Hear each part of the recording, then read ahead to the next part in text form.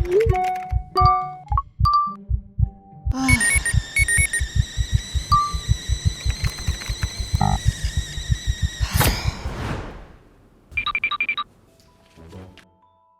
are you? What do you want? Seriously, Nicole? We've been through this. I'm your anxiety. Oh my god. Please. Please, I can't deal with this right now. Can we do this later? Oh. Is it a bad time? When can I come back? Let me check my schedule. What about Friday, 3 p.m? Sounds good! Okay, great. Let me send you a calendar invite. Got it! See you Friday!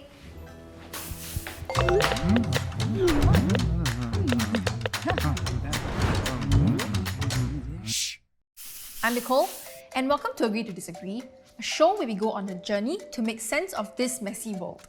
Today, I want to talk about the worldwide pandemic we're facing. Not COVID-19. I'm talking about mental health crisis. The state of the world today has left many of us suffering. Collectively, our mental health has taken a toll. Feelings of anxiety, depression, trauma-related symptoms, and even thoughts of suicide has increased worldwide. Unlike what you saw earlier, we can't simply reschedule a mental health episode for when it's convenient. Often, it comes knocking at the worst possible time. As a zillennial, I'd be surprised if I didn't have any mental health struggles. Let's see. After making sure I do well enough to get into a decent university, I graduate with student loans that I now have to get a job for so that I can pay off my debt. And I gotta make sure my crazy boss is happy, even though I'm already working crazy hours for weird requests like this.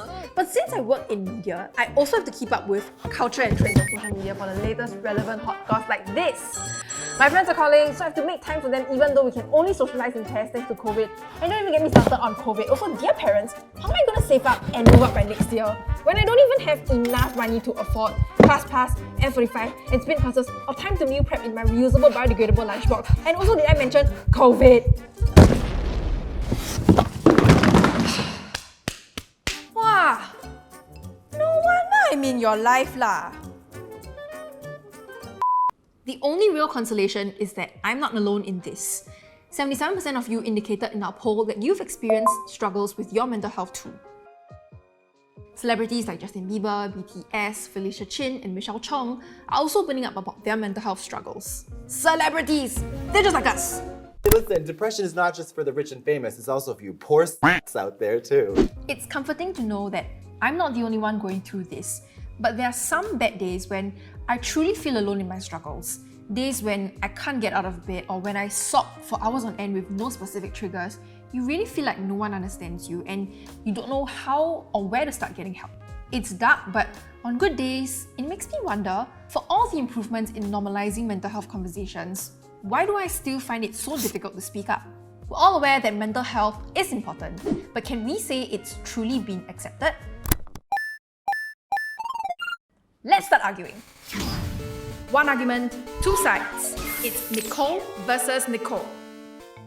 According to our OP Live poll, a big number of you believe that conversations around mental health are still highly stigmatized in Singapore and the region. And you're right! Did you know that more than 75% of Singaporeans who experienced a mental illness in the past year did not seek treatment? 2 in 3 of them do not discuss their mental health issues with their family members. And I can relate. I'm not telling my mom about my anxiety because I don't know if she'd be able to handle it if she worried too much, or worse, brush it off completely. We're afraid to open up to the people that we love about our struggles because we see them as negative or a burden to deal with. This contributor to Mothership proves exactly that point. She writes candidly about dating with a history of mental health conditions. One of her dates explicitly told her that he would not date someone with a history of mental health conditions. Is this for real? Of course, it doesn't help that we've grown up with unfair portrayals of people living with mental health conditions on TV. Most villains in superhero movies like Joker from Batman and Green Goblin from Spider-Man do bad things because of their mental illness. Movies like Batman and Shutter Island wrongly suggest that violence is caused by mental illness when, in fact, only 4% of crimes committed in the US can be traced to mental health issues. Not all content is created equal though. Just open up Netflix and you'll see programs like these. Even locally, we are seeing a lot more content where people are opening up about their mental health. Viral challenges like push-ups for mental health are also helping to normalize the conversation in the media. And that has empowered everyday people like you and I to talk about our mental health struggles as well. More importantly, it seems that the awareness might be helping people recognize symptoms and attributing them to mental illnesses. Even though the stigma still exists, it may be improving since people are taking less time to seek treatment. In the case of individuals suffering from bipolar disorder, the delay of treatment has decreased drastically from 9 years to just 4. While the data looks promising, they usually don't tell the whole story. In reality, mental health is still not considered to be an acceptable priority over work and performance. Take, for example, Simone Biles, one of the most iconic gymnasts in the world. When she pulled out of the 2021 Tokyo Olympic events for the sake of her mental health, she was criticized widely and called a selfish, childish national embarrassment by one of her own country's deputy attorney generals. Similarly, when tennis superstar Naomi Osaka withdrew from participating in post-match press conferences to protect her mental health, organizers of the French Open threatened to fine and expel her. These incidents reflect how society still views mental health today. You can be open about your struggles, but not at the expense of tradition and the reputation of your country. But of course, Naomi and Simone are big names. For all the criticism they received, they also received equal amounts of support from fans that praised them for their courage. We're naturally more empathetic towards celebrities and athletes in high-pressure situations. But what about the everyday person with no real reason for a mental health crisis? Who's giving you the space to acknowledge your mental health struggles? And who's cheering you on? Meanwhile, So, what brings you here today? I don't feel hurt because Nicole just treats me like an acquaintance. She says hi to me, but never tries to get to know me or gives me the chance to talk. All she does is reschedule our appointments. And how does that make you feel? Horrible. I think she wants to have nothing to do with me. She's just hoping that I give up and go away, but too bad, Nicole! That's not gonna happen. Have you tried maybe thinking of some ways for her to warm up to you? I know.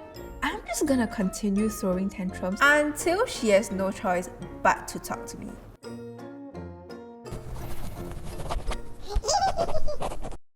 Undeniably, on an institutional level, companies are pumping in more resources to cater to the mental well-being of their staff.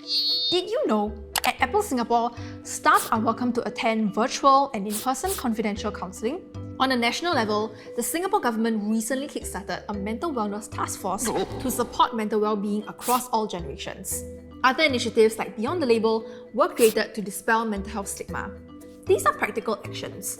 Not only does pumping in resources for welfare improve work culture, it also increases productivity by 4-fold for every dollar spent.